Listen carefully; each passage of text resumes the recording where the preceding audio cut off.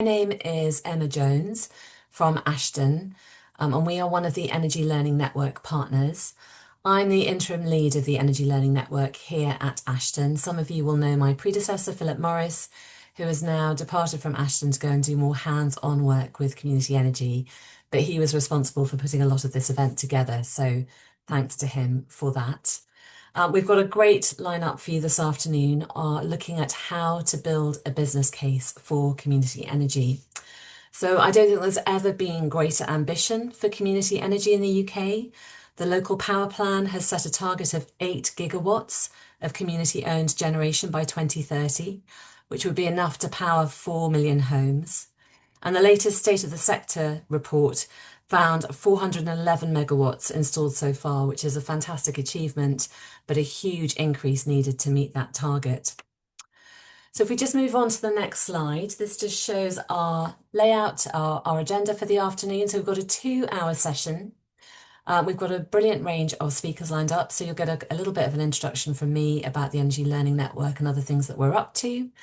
And then at 2:10, we'll be hearing from Jake Berniat at Communities for Renewables, who will introduce how to build a good business case for community energy projects.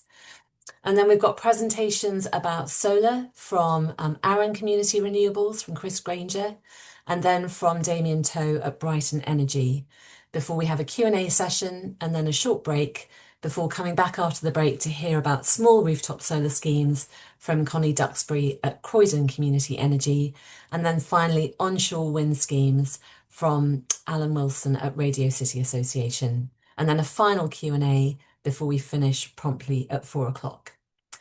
So just before we kick off, if we go to the next slide, just to explain who we are and who the Energy Learning Network is for anyone who's new to us. So Ashton is a climate solutions charity working both in the UK and internationally. We're all around identifying and sharing innovation and best practice in climate action, both in terms of retrofitting and decarbonisation, but also in terms of adapting to climate change. And in the UK, we run a range of programmes and a range of networks designed to bring people together to share best practice and enable quicker action on climate. And then the Energy Learning Network is a partnership of organisations that is focused on building capacity in community energy across the whole of the UK. So it's a partnership of Ashton plus the membership organisations in the devolved nations, so Community Energy England, Wales, Scotland, Action Renewables in Northern Ireland, and also the Centre for Sustainable Energy. And it's funded by the National Lottery Community Fund. So big thanks to the lottery players for making this possible. I'm going to share an introductory poll with you. One of the things we have to do as part of our reporting to the lottery is share data about who's coming to our events and how useful they are. So I'd be very grateful if you could take a few moments to complete this poll, which should be showing on your screen now, just asking about where you're from, what sort of area you cover, what type of organisation you're from, whether you've already delivered any community energy projects and what sort of support you'd like going forwards. There's also a question about whether you're happy for your details to be shared with the other Energy Learning Network partners, purely for the purposes of keeping you informed about other Energy Learning Network events and activities. So for example, if you're based in Scotland, that would mean we'd share your details with Community Energy Scotland so they can tell you about what they are doing. We wouldn't share it with anybody else. So I'm just going to be quiet for a moment and let you just complete that poll. Thank you.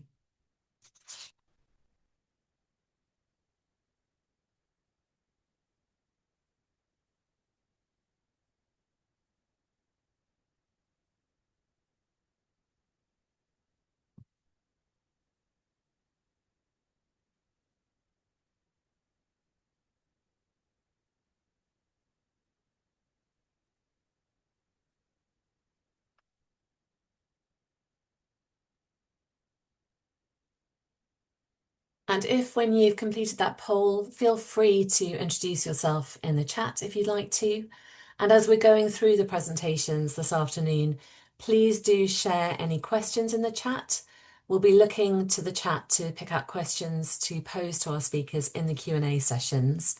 And also our speakers will respond to questions where possible in the chat once they've finished their presentation.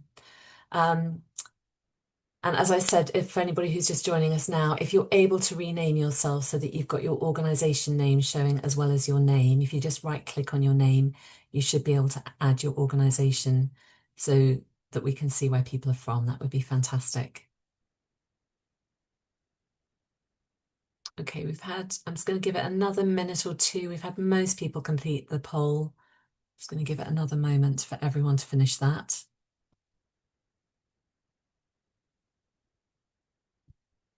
Maybe if we move on to the next slide, I'll leave the poll up for a moment longer. Um, so just to quickly update you on other activities happening from the Energy Learning Network, we've got 2 new case studies that have been published in the last couple of weeks. These focus on local authority community energy partnerships. So we've got one that is all about how Three Rivers District Council has partnered with Grand Union Community Energy to secure substantial amounts of funding to roll out a range of community energy projects in their neighbourhood. And the other one is about the London Borough of Southwark, which has set up a £400,000 community energy fund, which supports a range of community energy initiatives in their borough. So my colleague is just going to share a link to those case studies in the chat. Do take a look at them. There's really interesting information in them, and particularly if you're trying to secure buy-in from senior leaders within a local authority about why it's a good thing to support community energy, how it can be beneficial to the local authority, they can be really useful in terms of making that case. And then if we just move on to my final slide, just to let you know about another Energy Learning Network event that's coming up. All our events are free to attend. And this one is being run by our partners, Centre for Sustainable Energy, on the 4th of November. And it's all around delivering energy advice in the community. So they've got speakers from 2 community energy organisations, one in England and one in Wales, sharing their experiences and top tips of what works well in terms of energy advice within the community. So again, my colleague is just going to share a link to sign up to that event in the chat, and do share that with any colleagues who might find that useful. And I'm just going to quickly share the results of that poll, although I'm not sure how much, because wherever it's a qualitative text box, it can't share the findings. So I don't know, can one of my colleagues tell me what you're seeing in terms of poll sharing? Are you getting anything being shown? Yes, we can click to view details, but it takes us to another tab, Emma, as you can Okay, all see. right. Well, I'll just give you the highlights. So we've got 26% of participants are community energy groups, constituted community energy groups, 5% non-constituted community energy groups. That's a mouthful. 28% local authorities, 16% other community organisations, and a smattering of other participants. A whole range of where people are at with delivering community energy projects. So 23% haven't, 21% are in the planning stage, 34% established. And basically, in terms of areas that people would like additional support on, it's everything. So that's great to know. We'll use that when we come to plan future Energy Learning Network events. Brilliant. Okay. So that's enough from me by way of an introduction. So I'm now going to hand over to our first speaker. I'm delighted to welcome Jake Berniat from Communities for Renewables, who's going to give us an introductory presentation on the importance of building a good business case for community energy projects. So over to you, Jake.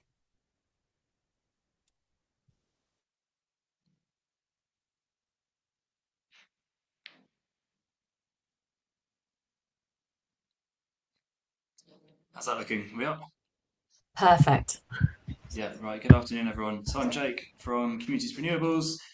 We are a not-for-profit community interest company that's been going since 2012, and we help communities to set up their own local energy enterprises and work with them to develop, finance, and manage their own renewable energy projects. And to date, that's mostly been uh, megawatt scale, community-owned solar farms. We've helped raised about 78 million of capital for community energy schemes from a mixture of community shares and bonds, bank project finance, council loans, and social investment funds. And we have a small company and asset management team that looks after 50 megawatts of community owned solar around England and now a single community wind turbine in Wales. And that solar is about a quarter of the UK's community owned solar capacity, all from a small office in Redruth down in Cornwall. And those projects that we manage are between them set to generate something like 30 million of surplus income after finance and operating costs to support net zero transition, fuel poverty, and community projects in their localities. So those are the operational projects that we manage. Most of them are megawatt scale community owned solar farms built back between 2016 and 18 before the end of the feed-in tariff. And they're all quite similar organisations. So this is Burnham and Western Energy, which owns a 9.3 megawatt solar farm between Weston-super-Mare and Burnham-on-Sea in North Somerset. And it's a community interest company, some of them are community benefit societies, which owns a large-scale solar farm. That solar farm was actually acquired from a commercial developer back in 2016, and we had a £11 million loan, short-term loan, to buy the solar farm, and then that was refinanced over the next 18 months or so through a long-term loan from Triodos Bank for 7.4 million and 4 million raised from a community bond offer, which is one of the biggest community energy bond offers in the UK today. And its operating model is Burnham Western Energy is it's an asset-locked company, and it is set up to serve the communities of Weston-super-Mare, Burnham-on-Sea, and the rural areas in between. It's governed by a board of local volunteer directors. We manage everything behind the scenes to run the company and look after the solar farm. It generates income from the sale of electricity and the feed-in tariff revenue subsidy, and that income is used first to cover the operating costs of the solar farm and the company, second to pay the bank back over 15 years, just like you'd repay your mortgage, thirdly to repay the community bondholders over 20 years, and any surplus income after that is used to support its community purpose. And over its first 9 years or so of operation, it's built up over £1 million of surplus income, and it's using that income to provide small grants to local community projects, to provide loans on very soft pay-as-you-save terms to fund PV on local schools and community buildings, and it's set up a home energy advice service which employs 4 people and is carrying out home visits for over 500 households per year. As well as the operational projects, over the last few years, some of them longer, we've been working on a number of subsidy-free development projects. And since 2016, this is an illustration of the challenge. We've helped secure land, planning and grid for a number of projects. A 3 megawatt solar farm in Somerset, a 15 megawatt solar farm on a former landfill site in Plymouth, a 2 megawatt extension to a solar farm in West Sussex, as well as carrying out feasibility studies that haven't progressed much further on a range of projects: megawatt scale wind and solar, rooftop PV, community EV charge hub, microgrids. The only project that we've managed to build in the last 9 years is a 500 kilowatt PV system on a school in Wiltshire, the Devizes Special Needs School, and that was Wiltshire Wildlife Community Energy that raised £500,000 to fund a PV system earlier this year on that school. And the reason is, it's just hard getting the numbers to stack up in the absence of a feed-in tariff. And I always think of it as a three-legged stool between build cost, PPA, and finance cost. And that stool's been wobbling for some years. Which leg is wobbling changes, but it's still wobbling. And the challenges are, the economics are difficult for small to medium scale projects. And by that, I mean, I'm not just talking about kilowatt scale, 100 kilowatt solar farms. I'm talking about 5, 10 megawatt community owned solar farms. And if you look at where the commercial development market has gone since the end of subsidies, most commercial developers, solar developers, are looking to develop 50 megawatt plus schemes. And the reason they're doing that is they're chasing economies of scale. And even those 50 megawatt plus schemes are economically challenging. So if you're trying to get the same thing work for a project a tenth of the size, it is just hard. And even where the numbers do look good, because when the feed-in tariff ended and the minimum price guarantee ended, it's very difficult to get the long-term revenue certainty you need to raise significant amounts of capital to build these things from bank and community investment. We've also been dealing with transmission level grid constraints for nearly 10 years or so, but that's beginning to sort itself out. The opportunities now are emerging. There's something called Class A exempt supply, which can provide quite a significant revenue upside for sub 5 megawatt projects. The transmission constraints are easing, and now if you can find capacity in the local distribution network, you don't have to get tangled up in transmission level constraints up to 5 megawatts, so that's helpful. Private wire, including rooftop solar, has always worked through this process if you find the right sites, and you'll probably hear from Damien about that shortly. And there is an ongoing access of quite significant feasibility and development funds from what was Community Energy Fund is now GB Energy, that can fund up to 140,000 of feasibility and development costs on a grant basis. The thing we're really waiting for to unlock these projects is the outcome of the local power plan, which is due by the end of this year. And over a year into the administration, we're still not clear on what that's going to provide. But the things we're hoping for are some kind of minimum price guarantee that can provide long-term certainty of need for finance, some kind of local supply model, policies which encourage commercial developers to enter into shared ownership arrangements with community energy enterprises, and loans and potentially grant finance from GB Energy. So I've been asked to talk about the importance of business planning, and a business plan in a generic sense includes all sorts of things. But what I'm going to focus on specifically is the financial model.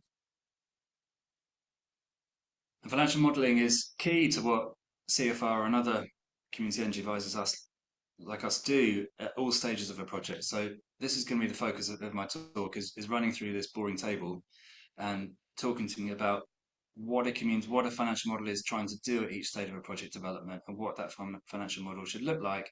And critically, as a community energy enterprise or a public sector body, what questions should you be asking of your advisors or your internal team on what that financial model is doing?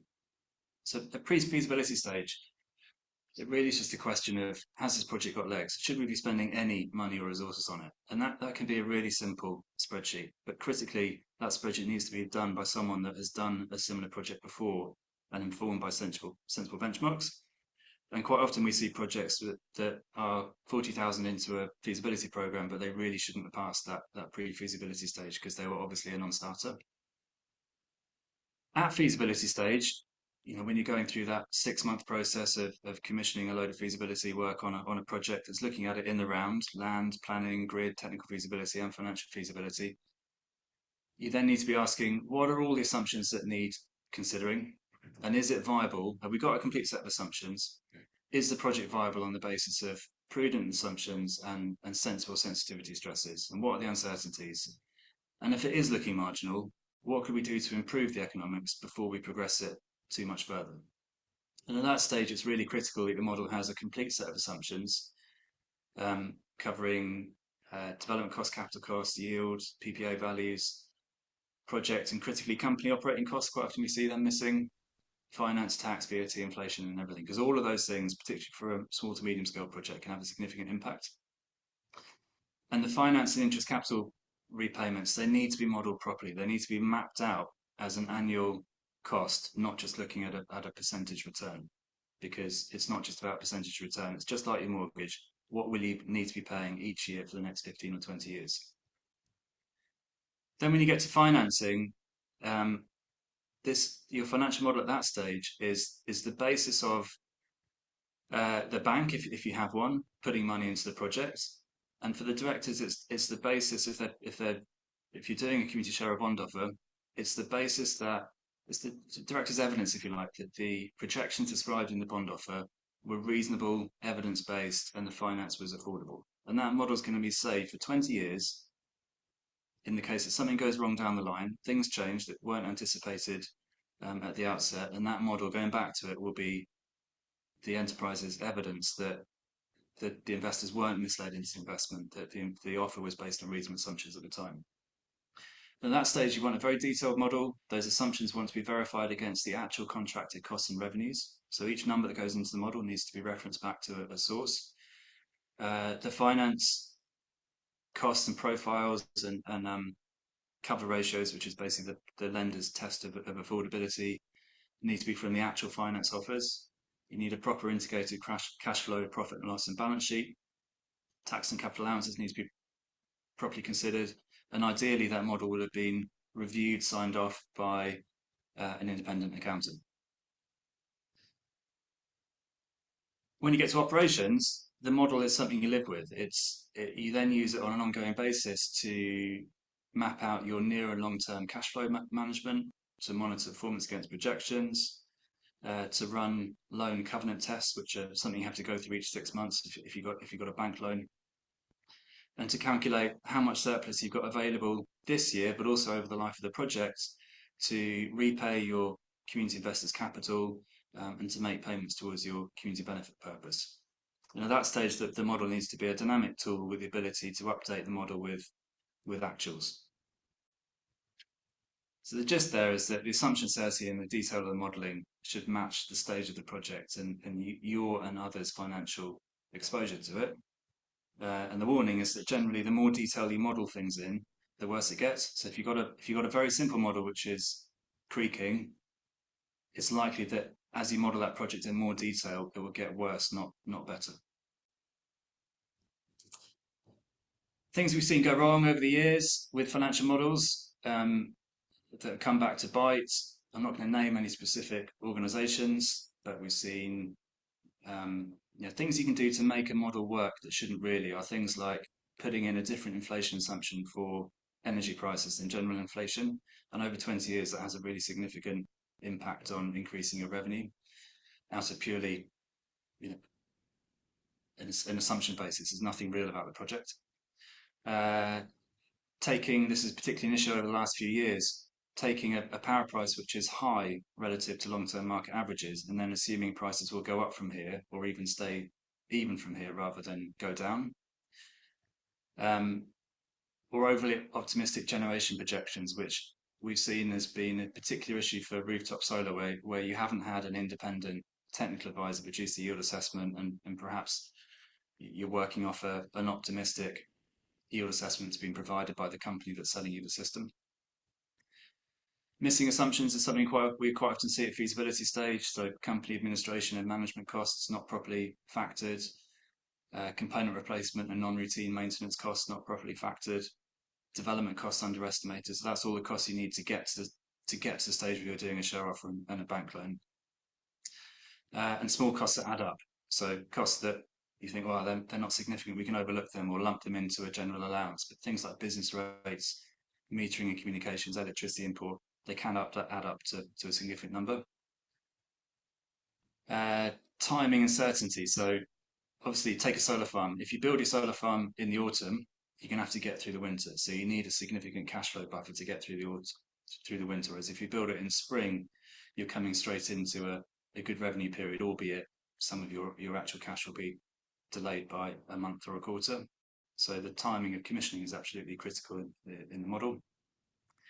And sometimes we've seen people go out and raise community investment before the project was really ready. So the worst case of that is a community that raised community shares to fund pre-planning costs and the project didn't get planning and they've been stuck with that ever since.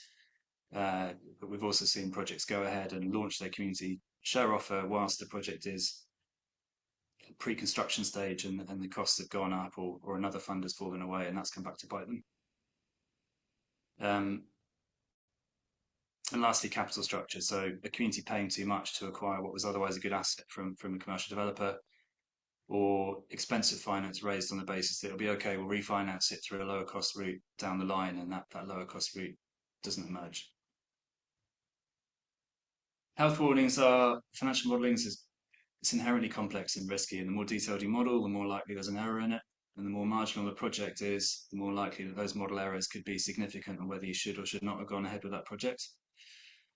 Avoid black box models. So it's much better to work off a simple spreadsheet that you understand than someone else's big complicated model which looks fancy but actually you don't understand what's going on and you don't understand it could have errors in it. And it's obvious that the model is only as good as the assumptions that go into it. That's all I have to say. Thank you. Brilliant. Thanks so much, Jake. For those asking in the chat, yes, we'll be sharing the slides afterwards and a recording, and we'll save and share the chat. Lots and lots of information in there.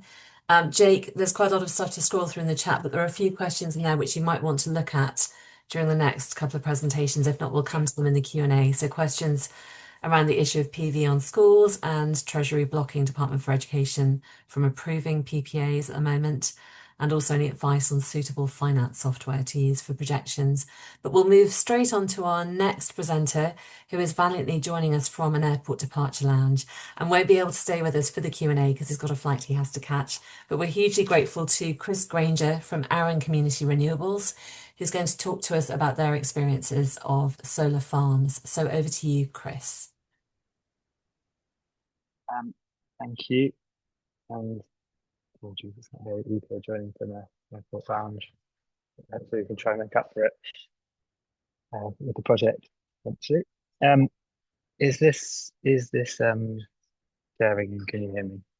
Can hear you perfectly, and yes, it's sharing perfectly as well. Going to talk a bit about Kiln Solar Farm, which is a project we're doing at Community Renewables. So we are a community benefit society set up much like the example that Jake gave. The Community Benefit Society is the sort of top organisation, and the project itself will be a separate venture, which I won't go into the details of that now, just because of time. But you can take questions on it. So we were founded in 2020, like a lot of community benefit societies, serving to increase renewables where we are. So we're on the Isle of Arran, off the west coast of Scotland. So having that sort of island geography is quite a good one. It kind of sets the limits of where the community really lies. It has quite a strong community because of it. So to increase renewables and to maximise community benefit funds, we were set up by a long-standing charity that's very reliant on grants and sort of year-to-year income. So part of the thinking was to get a long-term income for that charity, as well as other things. Whilst we're going to talk about the solar project, I thought it's without going down the rabbit hole of projects that don't work, I think they are important about why they don't work. So it's not, I don't want to make it seem too rosy. This is our fourth attempt at projects that haven't worked. Jake's pointed with sort of the dropout rate of projects and time spent on feasibility, it's worth being aware of those. So we were looking at a wind turbine initially. We would love to do a wind turbine. The problem is that the planning risk is so great at the moment. So it's a very finite hard no if you don't get planning consent, and it's a lot of volunteer time. So we decided against that for now. We then looked at a rooftop solar scheme, which got quite far. Business case for that was really strong, too strong, really, because it was on the top of the hotel, and the hotel decided they could do it themselves. So that's one of the common pitfalls with a strong business case on private wire projects. Quite often, the person who do the private wire to is interested in doing it themselves. So that's one to be wary of. We also had a slightly smaller ground mount solar scheme, which is perfect, right by Scottish Water. They were keen to do something with private wire. So we had sort of the PPA side of it covered and a strong business case, but then the landowner wasn't quite on board. So where we landed on was a fourth project, which slightly larger, partly because it has to be. There's no private wire, just straight into the grid. So it's a very sort of simple vanilla type project, intentionally so. It's a project where we can tee off the 33 kV grids overhead on the same land parcel, so the grid cost is fairly reasonable. Very basic, very low planning risk. It's pretty invisible from most sort of sensitive viewpoints. And that was the main reason we chose it. In terms of the binary, less of a risk on planning, but the most risk probably of the four on business case. So this picture on the right is from last week. We're on site at the moment, discharging our archaeological condition. Touch wood, haven't found about 80% down through, haven't found anything yet. Made a right mess of the farmer's field, but I guess that's important point, having a landowner who's on board and realizes everything that comes with this sort of thing. So it's a 6 megawatt solar farm. We've probably got capacity to get perhaps 8-10 megawatts on the site, but we're limited by our export connection. It's currently 4 megawatts. We'd be going for 10 megawatt scheme, but the costs were, well, our current reconnection is around 430 grand, and it is well over think in the millions for sort of 10 megawatts. It was a bit of a tipping point there. So we've gone for a slightly smaller scheme. We have a long-term lease, 40 years. We have planning consent now. It was consented with, I guess this is one of the great things about community projects. Consented with not a single objection, 3 fairly minimal two minimal conditions plus the archaeological condition. No objections and no decommissioning requirement in the planning. This is a perpetual consent, which I think is extremely rare solar, and Phillips being a community-backed project. About £5 million construction cost. We will come on to sort of the finances later, but really trying to bake in community fund from the start, which really hurts the economics, but it's very easy to water it down and before long it doesn't become a community project. So you really need to bake those things in at the start. Otherwise you get to the point where you're just developing a scheme for the bank. And then shareholder returns, we're planning to do community share raise around it. If you want to invest, not the main community benefit is the main part of it, but the local ownership is also included if it can. And touch wood, depending on grid, we should be generating in 2028. For the business case, so I touched on planning being one of the pros. It's very straightforward for planning and simplicity. Experience across the team, we're a very small team. It's very hard finding people who want to volunteer. I think it's perhaps harder if you have an experienced team because they're quite happy to leave everyone to it. So we have, well, myself, I do bits of this in my day job, and others who have sort of background with this from when they were working as others or retirees in the project.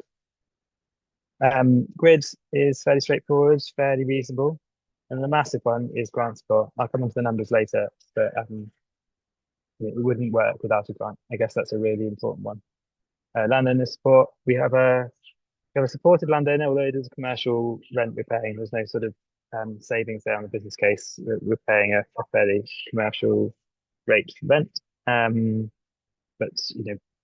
with that comes the rights to do what we want to do. It works. Cons, this is Scotland. So solar is never going to be the best place to do solar. It's a slight pro in terms of the grid. So there isn't much solar around, so there's a good match when you get upstream to what else is going on. It's mostly wind feeding into the bulk supply points. And not that the grid are currently looking at it on that granular level, but if they were, I think when they do, we may find a little leeway in terms of solar being a good match to what's there. Finance, it's tough business case to come on to. PPA and CFD. So we don't have a PPA yet. It's not a private wire project. There's lots of interesting conversations going on. We have applied for a CFD. We're through a slight loophole to our capacity, but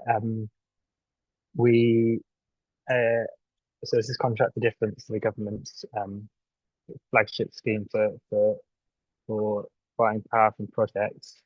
The rate at which we will get from that is probably not as competitive as a PPA would be, but we'd hope a PPA would be because there's no sort of advantage for small or community projects where there might be in some niche PPAs. But the lending terms we get from a bank are much better for a CFD than it would be for a PPA. So that goes back to the question of modelling. Not everything is always quite as it seems. Like you might get a lower number for selling the power, but the funder may be more comfortable with it and increase the gearing because of it, or the rates because of it, and that may trump things, or may not. It does depend on what comes out in both the CFD and PPA numbers. It is also another sort of benefit of CFDs if you're big enough to get one, or if the community CFDs can't come along and allow people to do smaller projects, is that risk. A volunteer-led organisation. Some delay damages for PPA, they're very commercial contracts, whereas the CFD is a very forgiving contract. You can get things wrong. There'll be someone at the end of the phone who will help you out. You can be delayed normally a way of extending it. Whereas a PPA can be much more savvy on the other side and catch you out. And for a volunteer-led organisation, it's can be a bit hard to deal with. Ground conditions as well. So we have quite tricky ground conditions potentially. It's a very mixed site. It used to be it's called glacial something like that. Essentially, it used to be a glacier, which means everything is sort of rolled down that hill over millions of years. Which means there's some areas where you get up to your knees, and other areas you're on rock. So we've done a lot of geotechnical work.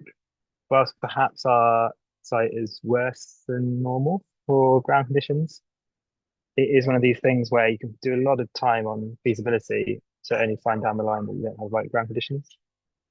So I think partly the way that grant funding has gone around sort of fund feasibility, obviously feasibility should come first, but it can sometimes mask some of these things that are always going to trip projects up. And there is an element of sometimes feasibility is if it's always going to say subject to X, Y, Z, then getting on with those X, Y, Z at the start can be interesting. I think here we're doing ground conditions first, or at least early, was quite advantageous, just so we know we're going in the right direction.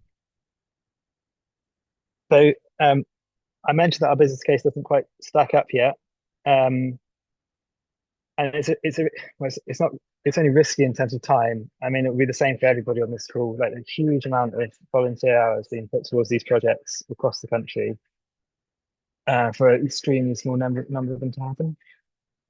So to chase a business case that doesn't quite work, it's a tricky thing. There is a route to making it work, and Local Energy Scotland, who've been funding us to date, are very supportive, and that's a really important piece of the puzzle. But ultimately, we need to find a way to make it better. Our tactic, which is working so far, is almost because no projects are happening at the moment. The relationship between the appetite for project is even more like there are lots of organisations really keen to help community projects over the line.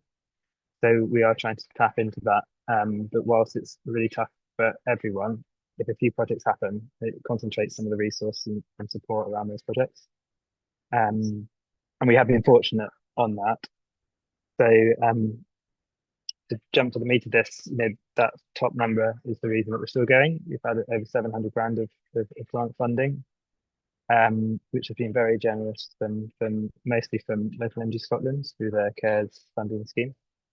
That's paid off the entirety, will with the latest tranche pay off pretty much the entirety of our grid connection. They are also offering, this isn't just to us, this is for all projects, a 25% construction grant with no top cap.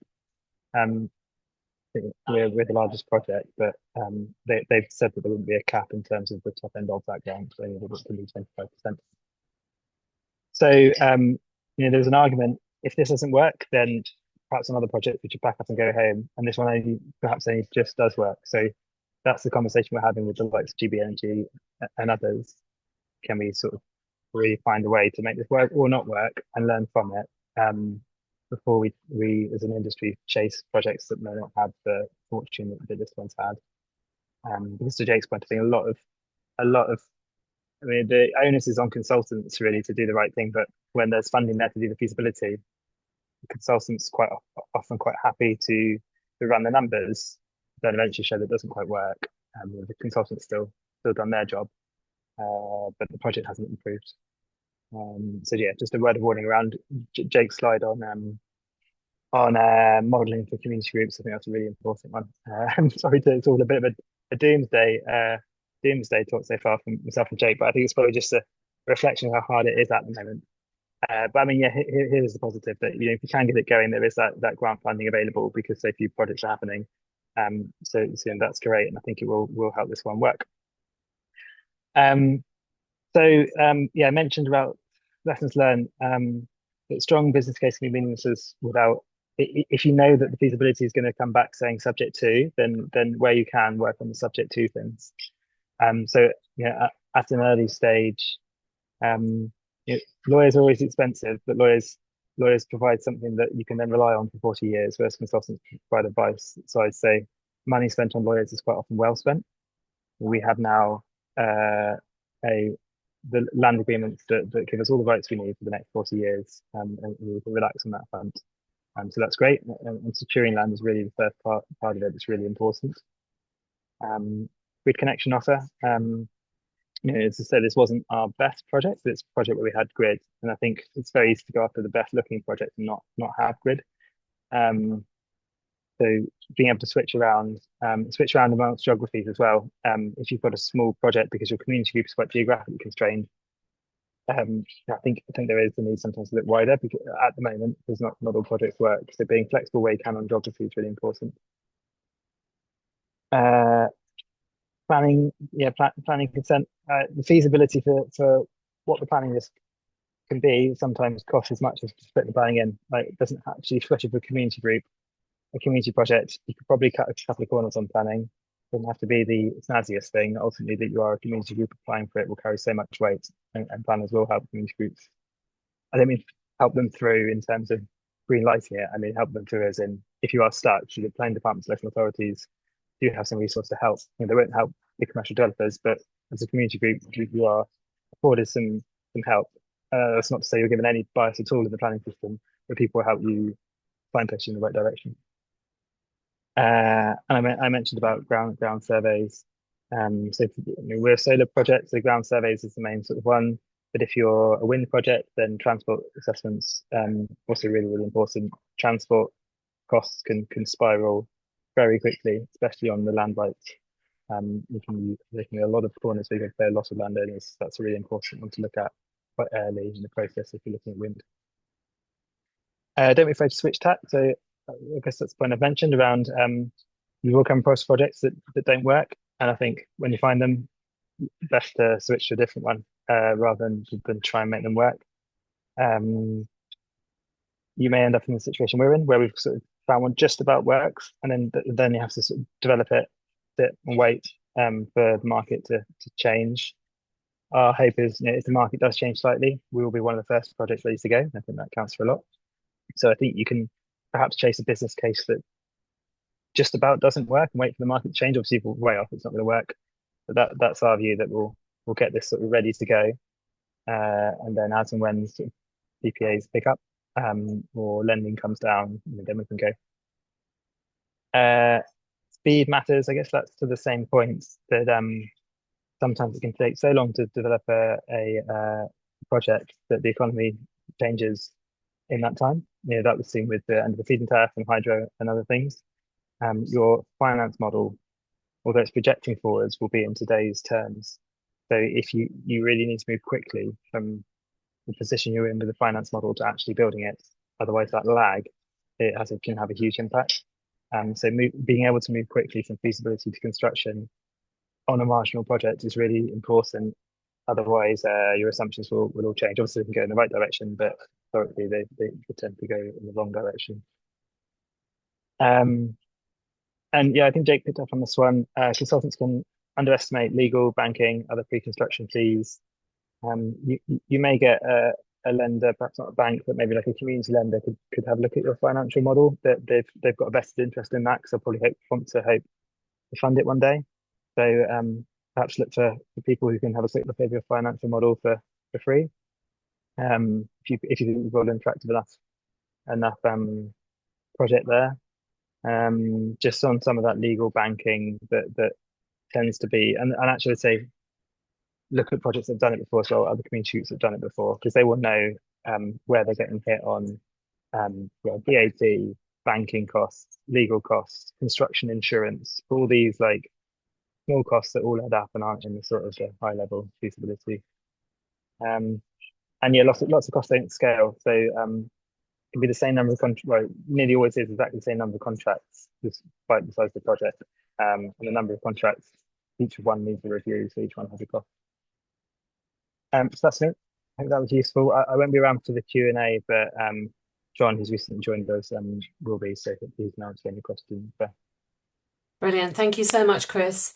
And yeah, please put any questions for Chris in the chat. If John can't answer them, we will put them through to Chris after the event to look at getting a response.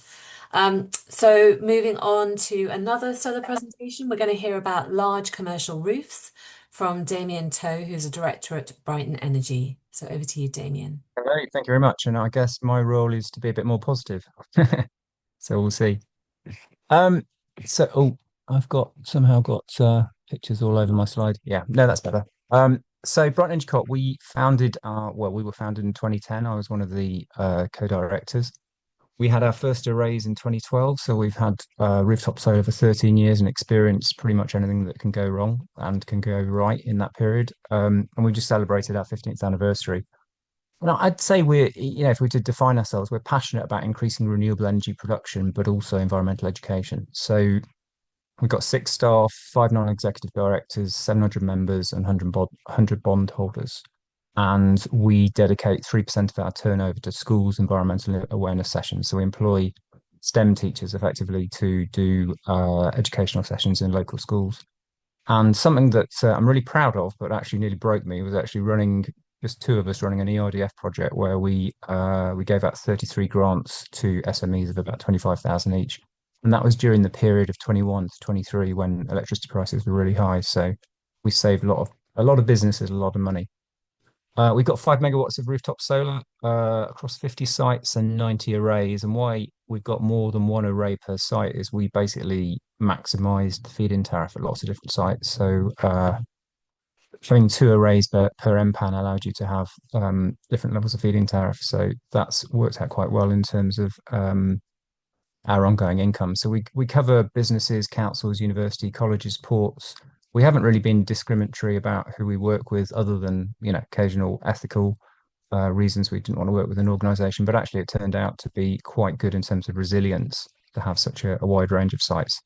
And we've signed 50 leases and probably talked to at least 200 organisations about potential projects and that haven't gone forward. That's actually the port kitchen at Shoreham Port. I don't know if anybody knows Shoreham, but we've got PV on the roof there, along with about 7 other sites at Shoreham Port. So why can rooftop solar be challenging? Well, Jake's mentioned it earlier, and the feed-in tariff ended in about 2019, 2020. And that means, for rooftop solar, for a reasonable sized roof, we could offer 9p when there was a feed-in tariff. Now it's more like 15p. And if somebody's got a good energy contract, they might be paying 20p. So it starts becoming questionable as to whether we're going to actually save them some money. So it basically just our USP has been diminished by not having the feed-in tariff. And motivating roof owners and landlords is hard because the benefits go to the tenant through electricity savings. So we're actually having a workshop in a couple of weeks, and I'm happy to share any findings with a bunch of local agents and landlords on how we can help them and find out their pain points, particularly around EPCs going up. It seems like economic uncertainty. Well, we're in uncertain times, and that will continue to be the case. But it does seem to lead to organisations being unwilling to commit to 20-year leases. So we're finding that's harder. And I think we've had it mentioned earlier that the main competition we've got is actually sites doing their own projects, because we do all the due diligence and modelling, and then they realise, oh, I could pay for that myself, which is fine. It adds to the renewable portfolio, and that's good that it happens. But ideally, we want to be developing the projects ourselves. And also, they're asking if we can track the retail energy price. And if you imagine it was a mortgage, you can't really negotiate the capital value of your mortgage halfway through. The capital cost of the installation is fixed at the beginning, so we need to price the electricity over 20 years. And, we can't avoid the right-wing pushback on net zero. We're trying to, net zero came about 8 years into us doing, as a term, 8 years into us doing PV projects. So we're happy not to actually use that as a term, but just talk about the benefits and the user experience. So that's why it's hard, but why is it possible? Well, cost of solar is so much cheaper. That actually picture in above is the first roof we did in 2012. The cost of solar has come down so much in the last 15 years. There's been a 90% drop in solar cell prices in the last 10 years. It doesn't mean that there's been a 90% drop in solar project prices, because things like scaffold and labour, haven't come down in the same way, and they make up a significant cost. But a big component of projects has come down. It's a well-proven technology. If you imagine you bought a computer 20 years ago or a phone 20 years ago, it was much less sophisticated than now, and particularly with the monitoring systems, optimizers, the size and output of panels, it's much better performance than it used to be. And also installers, those that are around now, have been through the cowboy period, I'll call it, when, you know, perhaps double glazing salesmen were getting into solar, and it got a bad reputation as an industry, but now it's a mature industry. And also why it's possible is things like this, you know, lots of knowledge and experience in the community energy community, and we're generally geographically bound and community motivated, so we don't compete with each other pretty much. I'm very happy to share knowledge and advice. So some advice really about rooftop solar. And actually, if you look at the picture above, all the yellow dots are solar arrays we've got at Shoreham Port, and we're hoping to do more. We very much think in terms of using the tools of business to create environmental and social value. It's really the sort of triple bottom line. And we, you know, take a simple business model and leverage this. You know, it might not be a popular analogy, but Ryanair and the early you know, EasyJet developing at the same time, they had a standard model, standard planes, standard platforms, and you can scale up on a base based on a similar template is a good way of seeing things. We also take a commercial mindset. I mean, I've done a business studies degree, worked in the corporate world for half my career before getting into community renewables, and we take a view that if there's a successful financial model, then the environmental and social good can flow from that. We very much take a sort of project development pipeline with suspect, prospect, proposal, project stages. You know, we're competing against standard commercial organizations, so we have to be as commercial and professional on the, I suppose, the input. On the output, we can, rather than paying a lot of surplus to shareholders, we can do community benefit. We do a lot of telemarketing, networking, telesales. Well, to be honest, I avoid that. I don't like that bit, but we employ people that can do it. And one tip I'd make is that community energy organisations are often attracted to work with public sector buildings, but as we've heard about with schools and the Treasury defining third-party PV as debt, you know, you can get scale with working with the public sector, but SMEs can be much quicker in their decision making, and you know, they employ local people, they contribute to the economy, so why not work with them?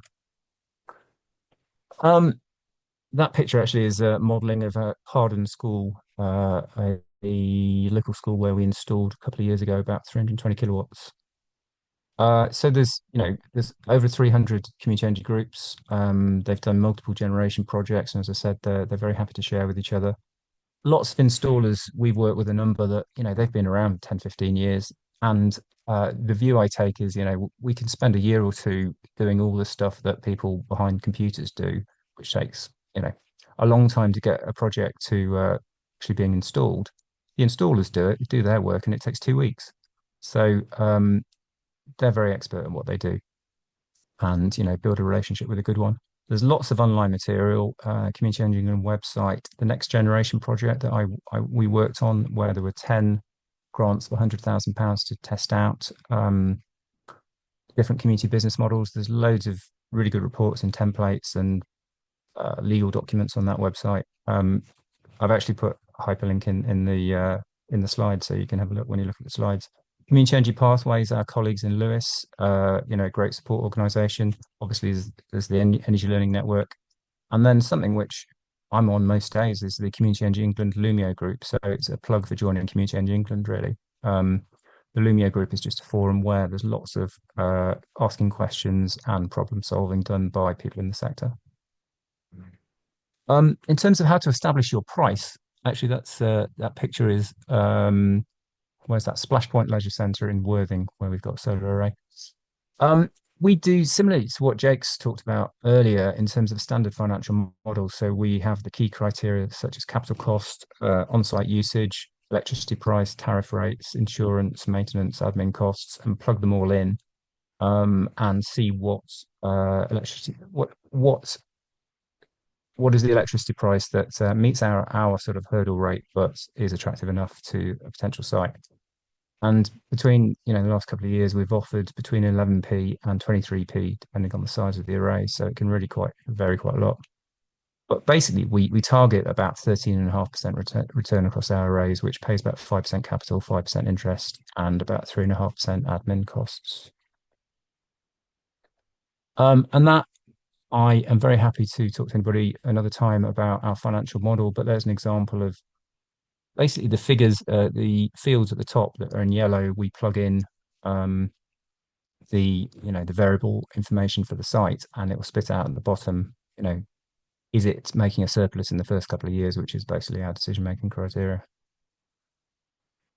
The other side of, basically we have income now without the feed-in tariff will come from electricity used on site behind the meter or exported. And exporting your electricity is definitely possible, but it can be complex to set up. The first thing is to understand, what percentage of the electricity of the site is going to be exported.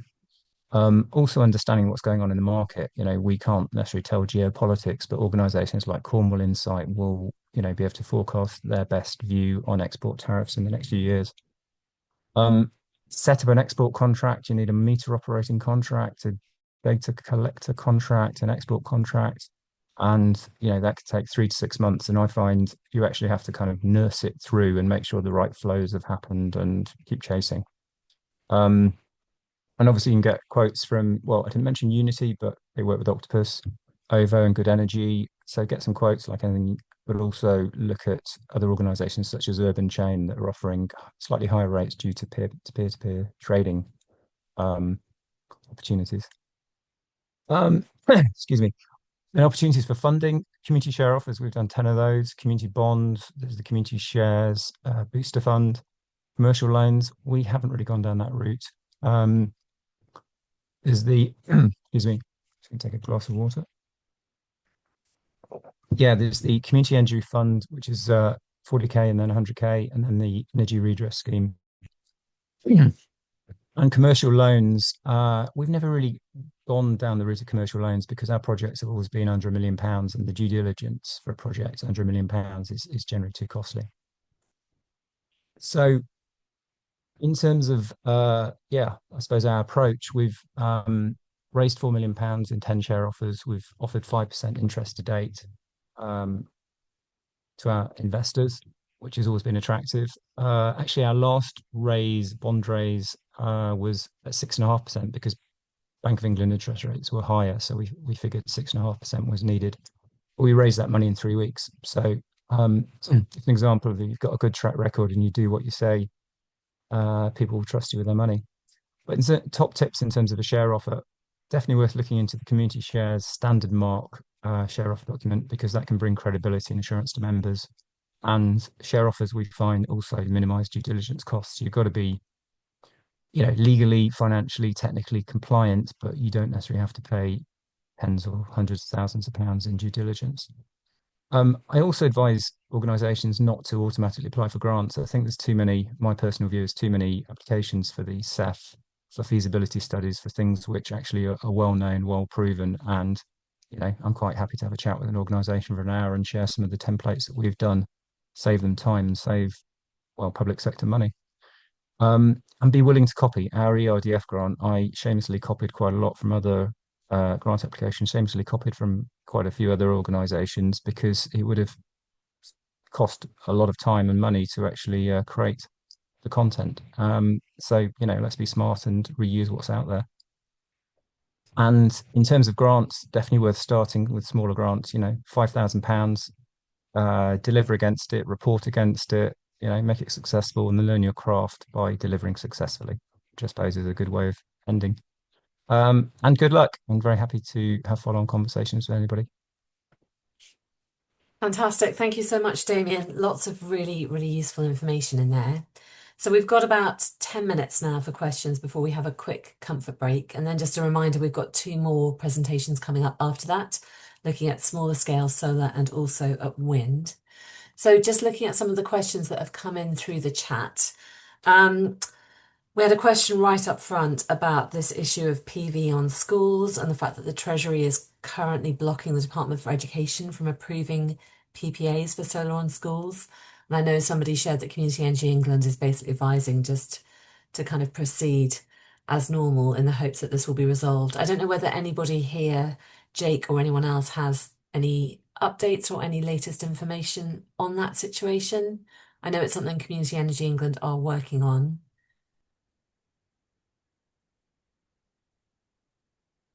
I have been, Yeah, I have seen emails from Community Energy England saying it's definitely being acknowledged, and I think there's some pushback to the Treasury by DESNZ, and it seems, there's light at the end of the tunnel. I can't remember the exact detail. We've got a couple of rooftop solar arrays that we're proceeding with.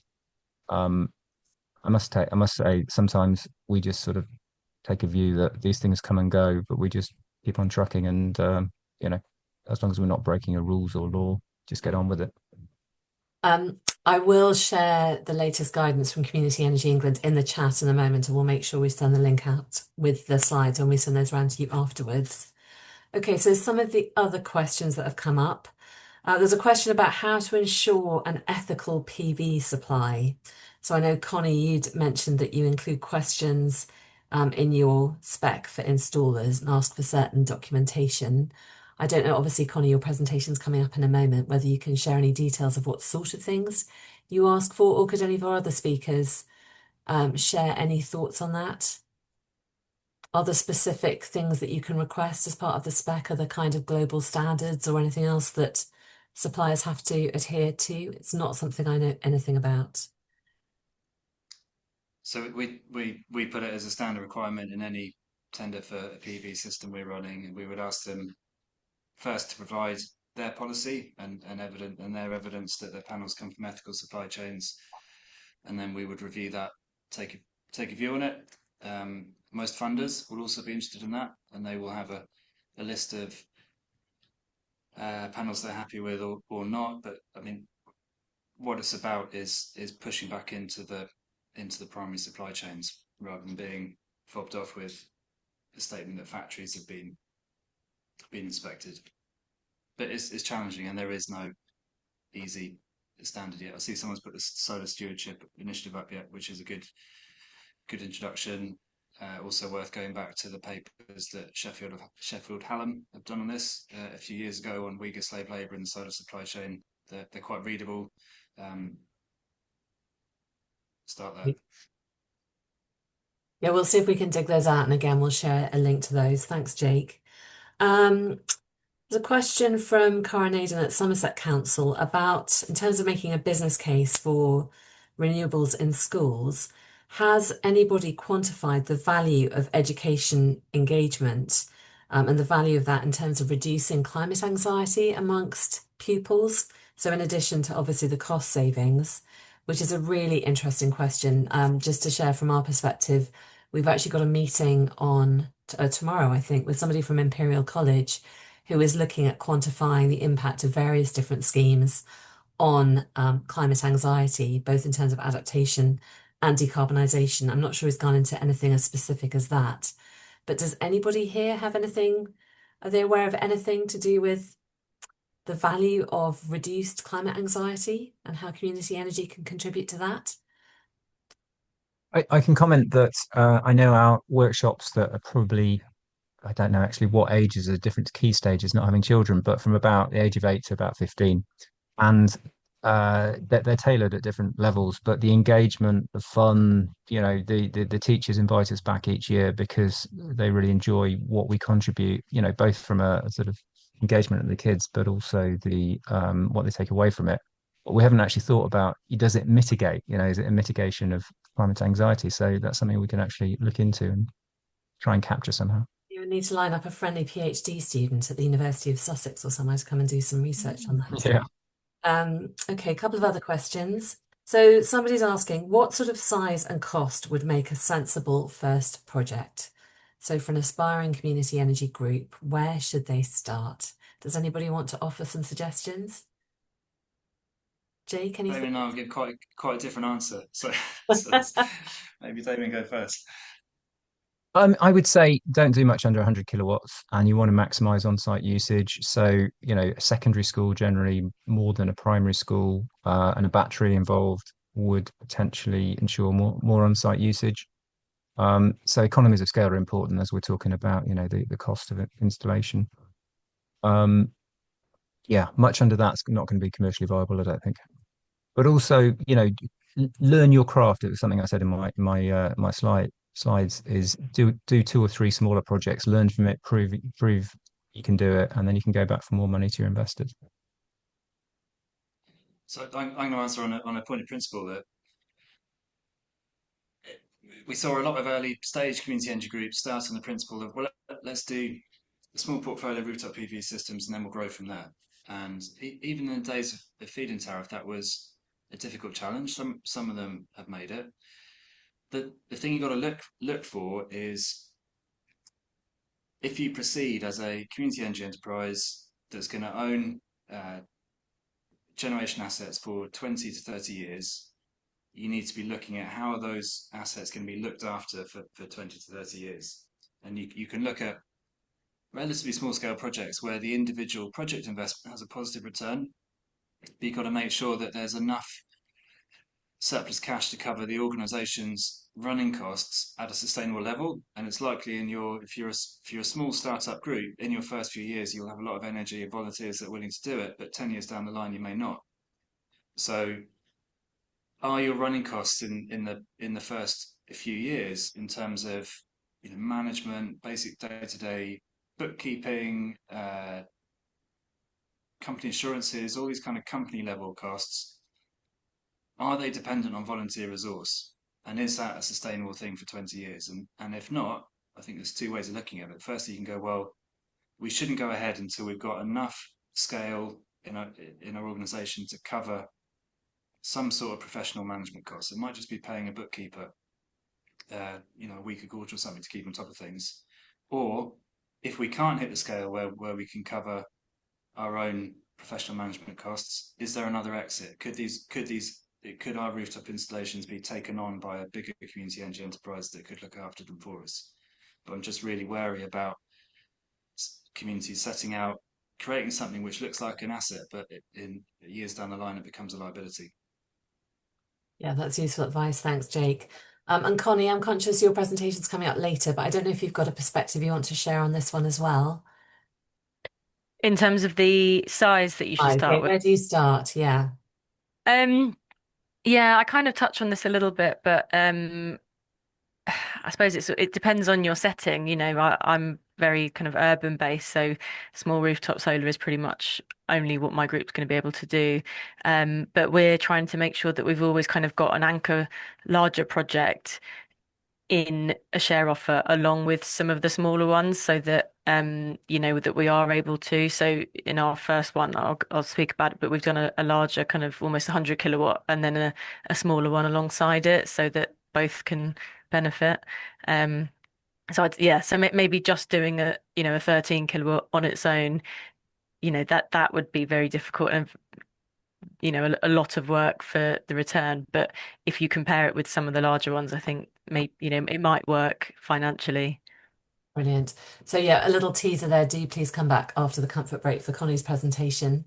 And also just to say in response to David Randall asking if anyone is involved in solar for SMEs and domestic users, Connie, presumably you're covering domestic users in your presentation. I don't know, or you're not, no. Yeah, so is there anyone here, maybe just comment in the chat of anybody who's looking at solar for either SMEs or domestic users. We're out of time on that Q&A. There were a couple of other very specific questions, which if anybody has any information, if you could just pop some information in the chat. So Jake, I think there was a question for you about advice on suitable finance software to use for projections. Other people might have information on that as well. Damon, it looks though you were using an Excel spreadsheet. But yeah, share if anybody's got anything other than Excel, do share that in the chat. And also somebody was requesting examples of ground-mounted PVs on floodplains. If anyone knows of any of those, please pop them in the chat. But otherwise, if we're just going to take a 5-minute comfort break, go and grab a quick cup of tea. If you can be back at 3:15 for our next two presentations, that would be fantastic. Thanks very much.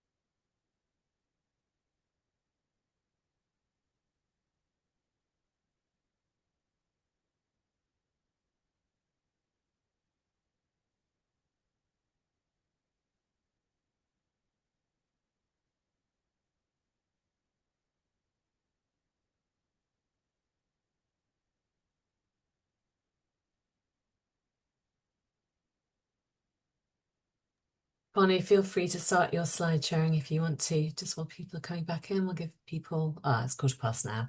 Welcome back, everyone. Hope that was time to grab a quick drink. If you want to pop your cameras back on, just so I know people are back with us, that would be fantastic. I've shared a couple of links in the chat, one to the Community Energy England latest statement on that Treasury ruling, and another one about their ethical sourcing paper. There was one other question in the chat about whether that Treasury ruling also applies to Wales. And I don't know, and 3 minutes of Googling in the break couldn't find an answer. Does anybody here know? If they know, please pop some information into the chat. But I'm delighted now to turn to our third presentation about solar, this time looking at small rooftop solar, and over to Connie Duxbury from Croydon Community Energy. Over to you, Connie. Thanks, Emma, and yeah, thanks for having me. I've just got a few slides today. So I just thought I'd do a little about me, and I suppose you'll see the reason for that. My main hat here today is Croydon Community Energy, but I've got a couple of others as well. So I am a senior community renewables manager at Unity. I think Unity's popped up in the chat, and I think Damien mentioned as well. So it's a joint venture between Octopus Energy and Mid Counties Co-op, and we buy power from community energy projects. I am the CEO and founder of Croydon Community Energy, so a community benefit society in the borough that I live in South London. And I'm also, as of last year, I am the chair of Community Energy London. So very much live and breathe and love community energy. So yeah, absolutely happy to try and give as many insights as I can. I suppose, yeah, as I mentioned before, I'm very much coming at this from an urban setting. So, my main focus is small scale rooftop solar. And also, a lot of the other speakers, their groups have been going a long, long time. And yeah, ours, Croydon Community Energy is relatively new to the community energy world. So hoping I can have a little bit of a different perspective on that. So this is just a selection of photos. So so I founded Croydon Community Energy kind of end of 2021. So very much post feed-in tariff world. And since then, we've grown. We were shortlisted for a Community Energy England award. We've done various stalls. We've developed our a bit of a energy advice service. There's 8 of us on the board. And kind of 40 active volunteers. So I guess it's to highlight that it has been challenging. We are all volunteers for now. Hopefully that'll change in the future, but it has been worth it, and we have had lots of successes, and we do try and celebrate those where we can. I think someone mentioned earlier as well about we started with the smaller grants and kind of got bigger ones, which was true to us. We got the first grant we ever got was £5,000 from the London Community Energy Fund. That was to do feasibility of a couple of sites, and then we've kind of grown since then. And last year we had £40,000 from the National Community Energy Fund. So definitely agree with that sentiment, especially as you're growing your operations and your team. Some of the challenges of small scale solar. We've got 2 projects literally as of a couple of weeks ago. So this year we did our first ever community share raise, and we now have some solar, which I've been dreaming about since 2021. And it has been a long journey, but as I said, it's been worth it. So on a school we've got almost 100 kilowatts, and we've also got almost 14 kilowatts on a kind of small food growing charity. And these issues, I caveat this to say this isn't the same for every single group, of course. But so first, project nerves we found. So if you're a newer group, I see some people in the chat haven't done projects yet. So it was difficult because schools wanted to know what we could deliver, and they wanted to speak to other schools, and obviously we weren't there yet, and we had to point them to other schools that weren't done with us. And yeah, once you get over that first hurdle, and we're hoping now that we've actually got a couple under our belt, it will be easier to be like, here is something that we have done. But and obviously we were nervous too as our first projects. We wanted to get them right, and maybe we took a bit longer than we could have because of that. But yeah, that was definitely a challenge from both sides, and also trying not to show that you're nervous and that you're, a professional organization. Um, Local authority and procurement. So well, yeah, I think broadly local authorities can really vary in terms of their support and, how relaxed or whatever they are about procurement. Our local authority in Croydon has been a huge burden and a hurdle. They actually want to charge us money for installing solar on any sites that they own. So yeah, that's been a few years in the works trying to break down those barriers. But some neighbouring boroughs to us, for example, I know Sarah from Sutton, is literally our neighbour on the call, and they're actively trying to start a group and offering their space, for people to meet for free, and just a whole different world. So definitely try and engage with your local authority early on if you can, if you're kind of in early stages. Um, with schools, governance, trying to kind of navigate who's actually responsible. Is it the board of trustees or governors or the head teacher, or are they a local authority school? Or our school was Church of England school, so there's lots of different levels to think about. Timings as well. They go, on summer break, Easter holidays, etc. So having to navigate and trying to get hold of people and organise site visits around those is always fun. Um, we didn't have any issues with the grid, but I think, other presenters have mentioned could be an issue. Probably not if you're doing it relatively small scale, but just something to be aware of. Yeah, to engage with the DNO kind of earlier to find out if there's going to be any issues. Stacking up finances, that's obviously been a theme. We were trying, doing the 13.6 kilowatt on its own, trying to raise money for that and return an investment wouldn't have been feasible. We just about managed to do it with a bigger project, in the basket. So, yeah, raising the capital as well, as I said, took a lot of work. Group capacity, we are all volunteers, and it has taken 2, 3 times as long because people come and go, and yeah, we've had to try and find the skills from local people. Um, Learning from others. So a bit of a shameless plug for my couple of other hats. So Community Energy London, I appreciate not everyone's in London, but they do have some really amazing resources on their website that aren't just relevant for London. And Unity have got a roadmap which lays out, the kind of really early stages of setting up a group and a project that you can click through, and just even from like setting up a bank account, social media, etc. So worth having a look at those. Um, Community Energy England, Scotland, Wales, they've all got maps of, where other projects are. We could not have got where we are today without the help from other groups, people on this call, and even just, I really can't get my head around this. Can I just chat to you about how you guys did this? And yeah, just super, super helpful. So definitely ask your neighbouring groups, or it doesn't even have to be neighbouring, but always helps.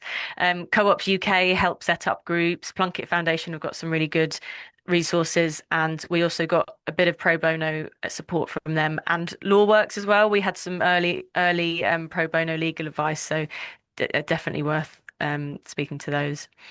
On the pricing side of things, so we created our own kind of criteria, and again, completely, up to each organization. But obviously, I'm not going to go through all these, but we were just looking at, people were saying what size project should we go for? So we created our own kind of essential, nice to have and avoid for when we're looking for sites, including sizing and how much electricity they'll use. On getting the power price right again, so for these smaller schemes, so the group we have a PPA with the site itself, and we want them to use most of the energy. The two options we've got for selling the extra is having a utility PPA with an off-taker. I know some have been mentioned, and all the smart export guarantee as well. On the next slide, I've just quickly summarised kind of which one, the benefits of each. And then obviously I'm not speaking about the larger projects or ground mount, but there's a couple of other options. So private wire, utility PPA, and also a virtual PPA as well, which, uh, yeah, with my not my day job Unity hat on, happy to chat to anyone as well about that. PPA versus SEG. So a PPA is a power purchase agreement. It's, so that you can sell and it's a contract to buy power. You can often get much higher rates than the Smart Export Guarantee. Although they can be volatile, as this is Jan 22 to August 25. This just shows the wholesale market, and the you can see the peaks of the energy crisis there. So it is quite, well, yeah, they reflect the wholesale market. So it is quite volatile, and sometimes you don't know exactly when to lock in, and they're a bit shorter term as well. And I think, as Damien said, you need a MOP contract, meter operator contract, which can, if you're not exporting very much, it could outweigh the benefits, which kind of comes on to the SEG, the Smart Export Guarantee. So it tends to be a kind of a lower but fixed rate than a PPA, but you don't need a MOP contract. So it's worth working out which one will work out a bit financially better. Ideal for the very small sites, or if you're really not going to be exporting a lot at all. Costs to consider in the model. So you want to cover your legal costs and the sites, because that's kind of part of the sale of, why you're doing this project. If you need any planning, any grid connection costs or anything to do with that, feasibility survey, MOP, as I said, if you are going to undertake a utility PPA, you need to think about maintenance for the next, 20 years and how you're going to cover that. You need to think about how you're going to market your share offer if that's how you're going to raise money. So leaflets, events, etc. We have modelled in a sinking fund in case the site wants us to remove the panels at the end as well, but that might not always be the case, or you might agree up front that's not going to happen. Insurance, someone mentioned in the chat as well, that is getting more and more expensive. And then just your overheads, your website, your storage locker, for example, things like that. So all things you need to think about, the extras, I suppose, in the model. So yeah, I'm hopefully not too much over time, but for me, the key takeaways hopefully was that, from a small scale rooftop point of view, is that it is challenging, but it is worth it. We're seeing school students at the school we went to, they were inspired to write about their own renewable energy project was great. The support is out there. This is just the state of the sector came out last week or a couple of weeks ago. And, there are over 600 groups in the UK. People are willing to help. It's a very cooperative sector by nature. So, you're absolutely not alone. Definitely explore your options for how you're going to sell your power if, that's not being sold to the site, and work out which one works best for you and your project, and just ensure that you think about other costs in the model, and whether they can be from grants or you need to raise a bit more, or whatever you like, really. But yeah, always happy to have a chat. I've put my Croydon Community Energy email and my Unity one as well. Just and thank you very much. And I'll stay around for questions later. Fabulous. Thank you so much, Connie. Do put any questions for Connie in the chat. How incredibly frustrating in terms of your local authority. I think Croydon have basically declared bankruptcy, haven't they? But it seems like a very short-sighted approach to think that they can help to fill their coffers by charging money for something like this. And you have, as you say, got neighbours taking a very different approach. So Southwark, as I mentioned previously, who are offering a £400,000 annual fund to help support community energy initiatives. It feels like it's the lottery of community energy. Who is your local authority, and also who's your DNO, and how do they respond to your requests as well? But we're going to now switch to a different technology. So for our final presentation, we're going to hear about onshore wind. We're going to hear from Scott Wilson from Radio City Association. I feel like optimism levels have been increasing as we've gone through the afternoon. Can we keep that up, Scott? Scott couldn't get his camera to work earlier, but we could hear him loud and clear, and his slides are sharing. So hopefully we are all set. Over to you, Scott. Thanks for the introduction, Emma. I'm not sure I could fulfill the optimism, but I'll try my best. So I'm Scott Wilson from Radio City Association. A lot of the organisations here are also purely focused in community energy, I suppose. We've been established for a long time, and this community energy sector is something that we've sort of grown into. So we were established in 1999 as a Millennium Project, effectively. We developed one of the 16 healthy living centres in Scotland, and we were the last one to operate. We've now sold that building onto the Priory to enable us to embark upon our renewable energy journey, I suppose. So we're based in the west coast of Scotland, in the Garnock Valley, which is the pink area there you can see. So it was traditionally built up around the steel community, steel and traditional industry. That's obviously all disappeared, and since that time, it's became a highly deprived community, the one that suffers a multitude of issues that we seek to address through community ownership of renewable energy resources and reinvestment in the area. My slide isn't changing. Oh, there it is. So we've developed a long-term strategy to address this, securing a just transition to net zero for deprived communities, as I said. And it's aligned with these 12 areas of focus that we've developed that ensures that our ownership of these resources supports an energy mix, but also enables us to contribute into our community. So we've got a wide range of activities. We operate community transport services. We provide childcare services. We have a community cafe, do a lot of employability work. We have an energy advice service, in addition to a whole range of things. And with the investment that we seek to reinvest from our energy resources, we're looking to set up a credit union, housing association, issues like that we seek to address long-term issues. So one of our technologies is we've got a 3 megawatt wind turbine that we've just recently completed construction on. It's getting connected to the grid. So it was around a £7 million project that secured funding from Thrive Renewables and Social Investment Scotland. Part of that was structured in the way, so part of it is structuring your loans in a way that you can provide upfront investment. Because a problem with also renewable energy investment is that all of the costs are at the front, and then that takes you a while to pay that off. So your community then may not see benefits, your benefits increase as the years go on, effectively. So if you can structure your debt in a way that it allows you to have an immediate return to your community, that's something that you should explore. It's supported by the CARES programme in Scotland, which I'm sure is replicated up and down the UK, hopefully, if anybody knows. Also, our turbine has been built in a completely subsidy-free model, so we have no ROCs, no FITs, and part of the reason we did this is that we have 42 turbines in the local community area that provide no community benefit whatsoever. So I think going forward, another thing that communities need to explore is shared equity.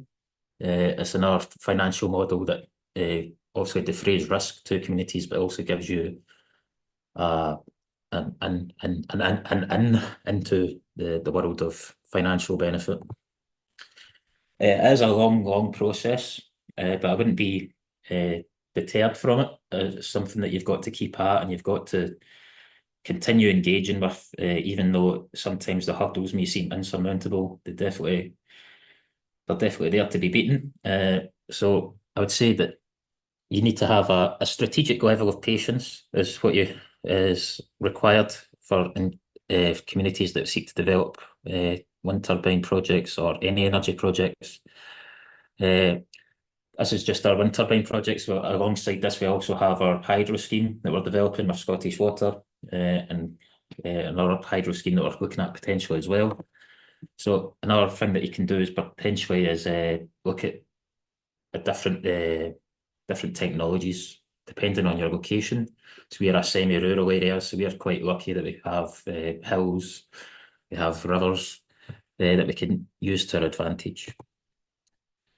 So I think, as Connie just said there, we need a greater buy-in from local authorities. The community wealth building model is something that should be explored. I know in Plymouth, I think is the only local authority that has procured community energy. the Plymouth City Council buys energy directly from community generators. In Scotland, that's something that's prevented through procurement legislation because the Scottish Government's tied itself up in knots with EDF Energy. The grid capacity is constrained. It requires investment, particularly with larger generation technologies. I'd say when you're building a wind turbine, it's as easy to build 100 as it is to build one. So I wouldn't be limited in your ambition in that regard. You have to go through all the same hurdles effectively. Just building one wind turbine as if you had to build 10. So if you have a level of investment or backing there that you could secure that is something that you could do. The planning system is complicated and due diligence obviously adds to all these costs. The fits and rocks have made it a more challenging environment. The SEG replacement hasn't really done what it is set out to do because of the zero pricing strategy. But the non-commodity relief is something that we think is particularly beneficial for communities going forward because it's effectively an extra 5 pence, I think, at the current rate in terms of your off-takers. And you can split that amongst obviously your off-taker as well. So it makes it a more viable opportunity, I suppose, for your PPA off-taker. It makes it more effective for them as a business that you can then sell them community energy as well. And there's obviously a lot of support networks, including this one, that can help you develop community energy. And I hope that's okay. And there's a wee quote from David Attenborough that we need to change our economics in our society in order to make community energy more viable. Okay. Fabulous. Thank you so much, Scott. So we've got a bit of time now for questions. So do feel free to put any more questions in the chat. The main questions we've got there so far are, well, two really fundamental questions. One around how we can get local authorities being more cooperative. What can we do collectively to overcome those barriers? Then another question around how we can basically spread the support and enablement of community energy that exists in Scotland to the rest of the country, and particularly to England, because I think Wales does quite well compared to England as well. So maybe if we start with those two questions. Connie, I know you've already shared some perspectives on local authorities, but anything else you want to say in terms of, in an ideal world, what would happen to enable local authorities to be doing everything they can? Assuming they're not all going to have £400,000 spare to support community energy like Southwark, but what can they do that's not going to cost them a fortune that would facilitate the rollout of community energy? Something even simple things like providing a space in the evenings or weekends or whatever to meet. We always have to have our meetings if they're not in person in a pub, and that's not always accessible. It's not always, inclusive, and there's things like that. They could offer up their space. That they've got networks of residents that might invest in share offers that they could open it up to. They could run training with their councillors and their cabinet members on, well, climate change, community energy. They could actually commit some project officer time. They could look into if they've got any, was it the Section 106 money that they collect from developers and buildings? I think that's where a lot of the funds come from for community energy funds in boroughs. So yeah, that's kind of, I suppose, from the freer end to the more expensive end. But yeah, there's just supporting them. And one of the biggest barriers in the whole sector is that people don't know about it. So just spreading the word, saying, why don't you get involved with this group? Do you want to set one up? Throwing some weight behind it, I think would make a big difference. Fantastic. Damien or Jake or any of our other speakers, do you want to come in at all? I think procurement is definitely an area that they can help, and it doesn't have to cost them anything. I know there are specific rules around procurement, but we found Brighton and Hove were able to add a sort of social benefit weighting to their schools portfolio procurement exercise when we and BESCO, a fellow community energy organisation in Brighton, applied, and we were the winners because we had the community benefit. And to be honest, a solar array installed by a community energy organisation or by a commercial organisation, the user experience is going to be the same. So it's kind of a like for like thing. But opening up their portfolio of schools, council buildings, but also their property portfolio. So they might have a large property portfolio. And also talk to other local authorities. I wonder if there's an opportunity with the local government association, because we've had to link up local authorities in the past, to debunk some of the myths that they might have had and talk to others who are doing it.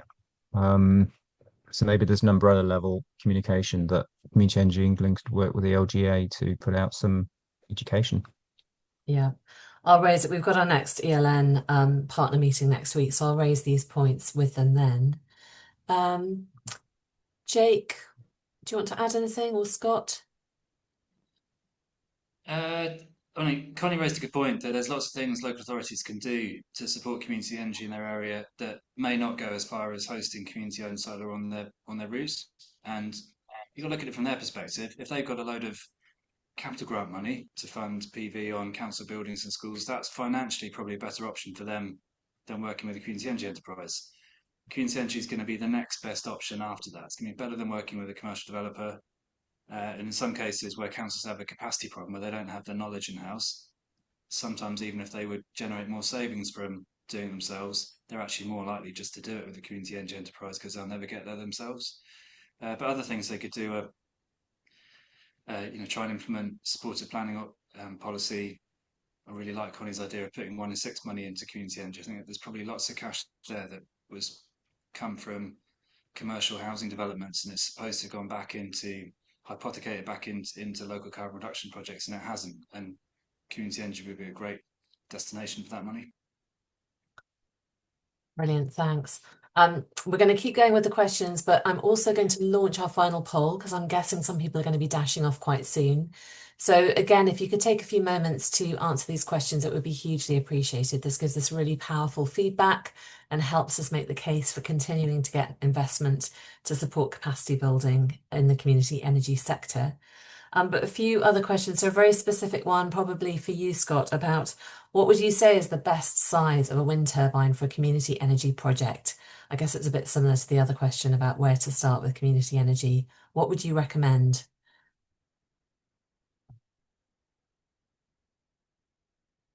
Can you hear us, Scott? You still there? Well, Jake, I don't know whether this is something you have any perspective on. Yeah, I mean, the simple answer is whatever you can get planning for and is commercially viable, and that will obviously be very different depending on the site. But small scale turbines are a challenge. I mean, wind is challenging for communities because there's not a great range of small to medium scale turbines, and Scott's done brilliantly in getting a single Enercon machine because some of the big suppliers won't supply single turbines. So it's really important when you're looking at feasibility of a wind project to not just look at, well, does this all work on paper, but establish the business model on the basis of a turbine which you can actually buy. Fantastic. Are there some quite specific questions in here about things like any experiences with private wire schemes below 5 megawatts? Does anyone here have any experience of that they're able to share? So we've got a 3 megawatt private wire scheme in development. It's a ground mount project which is powering a big dairy in Somerset.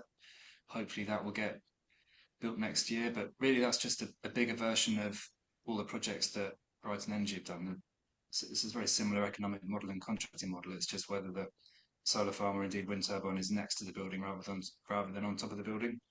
Obviously, you've got increased planning challenges, but financially it's a similar thing. Brilliant. And then do any of the presenters have any experience in registering as a carbon credit offering? Or have you come across that at all in the community energy space? I don't know if you're familiar with the hacked the carbon credits, where you basically can offset your carbon emissions by investing in retrofit in social housing. And they've done quite well at securing investment through that route. So yeah, we'll keep an ear out, Paula, and see if we can find any examples of that and see whether anyone's looking at that. I'm just going to look to my colleagues. So Frida and Femi, are there any other questions that I have missed in the chat? There's lots going on in the chat. I think you've covered the major ones, Emma. A lot going on in the chat, so we'll make sure to send that around afterwards as well. Does anyone who put a question in the chat who hasn't had it answered, feel free to take yourself off mute and ask the question if you'd like to. I can see there was a question also about community energy on railway stations, and links have been shared to the Rising Sunbeams project. Does anyone have any other information on renewables on train stations? Well, I understand it didn't proceed in the UK, but is proceeding in India, which is a much bigger railway network. But Ollie Pendred, who's Chief Executive of Community Energy Pathways, is also a founder of Riding Sunbeam. So you can follow up with him. Okay, fantastic. yeah, and I think I put in the chat, but Energy Garden have done 1 or 2 on some stations, and I think they've got some more coming up. So yeah, that's one to look at. Brilliant. And then a big question to finish on, but I think we've lost Scott. I think he's dropped off the call now. But does anyone else have any bright ideas on how to transfer the support and enthusiasm and funding that's available for community energy in Scotland to England? All I would say on that is that as part of the Energy Learning Network, we obviously have Community Energy England and Community Energy Scotland working very closely together to share information, and knowledge. But I think for years, I've worked in the sector now for many years, and for a long time, it's been a case of looking northwards with some envy at the enabling policy environment that they have over the border. But yeah, anybody want to finish us off with any thoughts on that? If I may, Emma, I think one of the reasons why Scotland is so advanced is because of the community wealth building agenda. So that was, I mean, we had a speaker from North Ayrshire as a community wealth building council, and the Scottish government has picked up on the success in North Ayrshire around community wealth building, and that's coming. It's sort of there's a smattering of other authorities around the country that are really investing in it, but I think that kind of superpowers your partnership working locally. Yeah, I think that's a very good point. All right, fantastic. I think we've covered all the main questions then, in which case it just leaves me to say a huge thank you to our presenters for so generously sharing their knowledge and giving us their time. Lots of luck to all of you who've joined the call. Thank you for staying the course, as well those of you who are still with us. Really good luck with taking initiatives forward. We will be